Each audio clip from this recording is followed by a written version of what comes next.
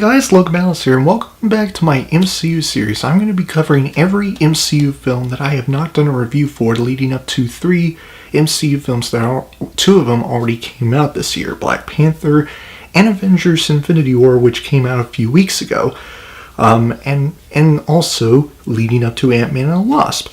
So, for this review, I'm going to be covering Thor, The Dark World, the sequel to Thor. So this movie starts off with a narration from Anthony Hopkins as Odin talking about the ancient war that happened between the Asgardians and the Dark Elves, and the Asgardians were the one that were victorious against the Dark Elves, led by Malekith, played by Christopher Eccleston, who wants to obtain the power of the Aether to rip the world, the 9 realms into destruction, including Earth. I vaguely remember the first time I saw this movie back when it was released in 2013.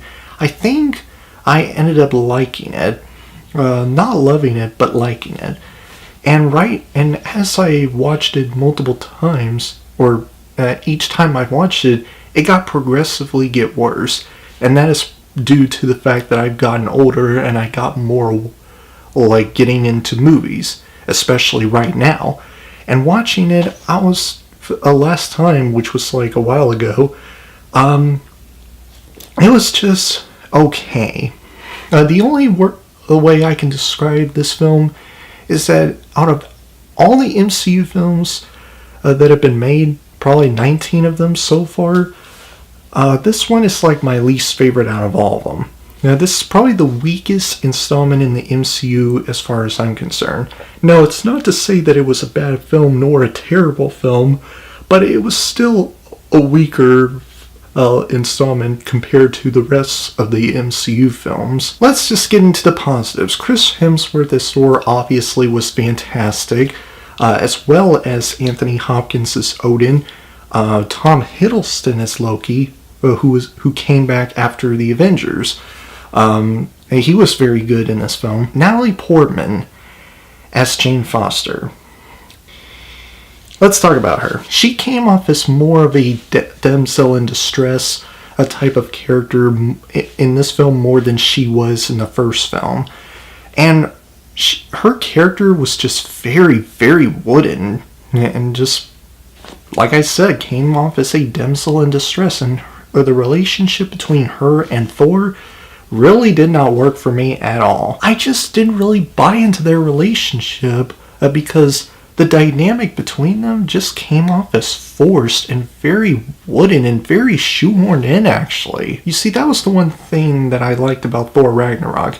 It didn't really quite shelve into the relationship between Thor and Jane Foster, because Jane Foster was not in that film. It didn't really force the relationship down in your throat at times. Not a lot, just at times it did. And that's pretty much what happened in this film. I just didn't buy the relationship very much. It didn't really work for me. But let's get into more positives. The action, for the most part, was done very well. I did find myself thoroughly entertained throughout most of the action in this film. Particularly the action in this one realm. I can't remember the name. I'll show you one short clip of it that shows like the title of it, as well as the last fight scene with Thor and Malekith. I thought that was like one of the highlights of this film, the last fight scene between those two.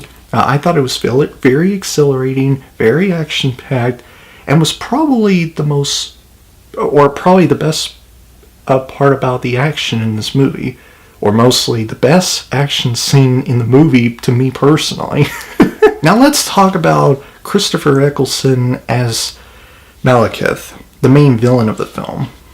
Now, I have zero something to say negatively about Christopher Eccleston. I really like Christopher Eccleston. I think he was a really good actor. I really liked him in Doctor Who, or the first season where he played the 9th Doctor. For those of you that watched that show know what I'm talking about. He was very good in that show, season 1 particularly. But in this film, as the main villain named Malekith,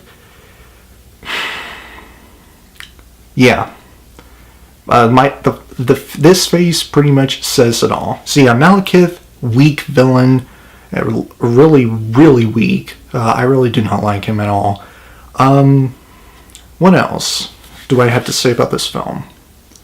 Well, the story, while nothing really special about it, was kind of somewhat intriguing to a certain extent. I just didn't really find myself very glued to this movie. Like, oh my goodness, this story is so interesting. It just didn't make me come off like that. In regards to the way CGI was done in this movie, it just didn't really work at times, or it didn't really look good at times, rather.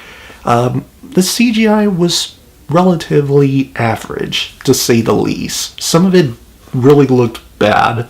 I will say that.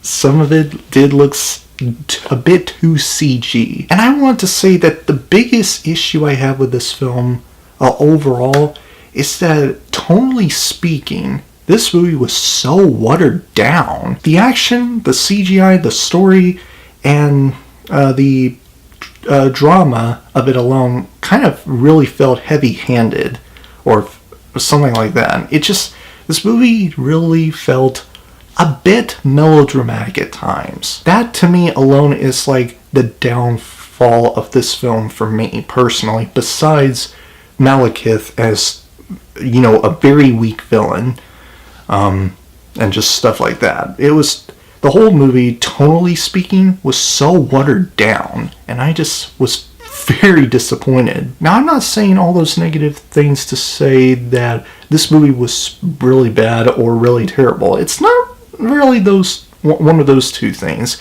It was just okay. I would say it's a little bit below The Incredible Hulk, Iron Man 2 and 3, and Thor, I would say.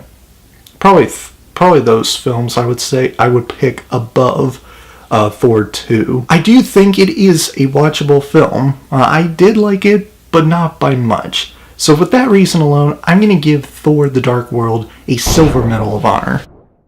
So anyway, guys, that is my review for Thor: The Dark World. My next review in my MCU series is going to be for Captain America: The Winter Soldier, and it's going to be up on May 21st. I think I got that right. So May 21st, mark your calendar on that for my Captain America: The Winter Soldier review. It will be up on that date. So, that's about it. If you guys enjoyed my review, please click the like button and comment down below if you have already watched this movie and let me know what you think of it. If you enjoyed what you've seen here and you want to see future videos from me, please press up there to subscribe and turn on the notification bell. And I will see you guys in the next video. Have a great week, Battle Squad, and as always, fight the good fight.